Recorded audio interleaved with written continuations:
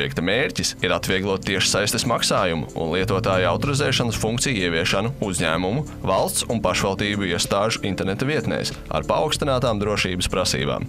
Radītie apmaksas un autentifikācijas risinājumi nodrošina zemākas ieviešanas, uzturēšanas un drošības izmaksas, kā arī plašākas lietošanas ērtības klientiem. Izveidotos risinājumus nākotnē plānots arī eksportēt. Protams, ne jau tikai Latvijā ir nepieciešams šāds apmaksas risinājums. Neapšaubāmi citur pasaulē ļoti populārs ir kredītkaršu apmaksas risinājums, ko izmanto.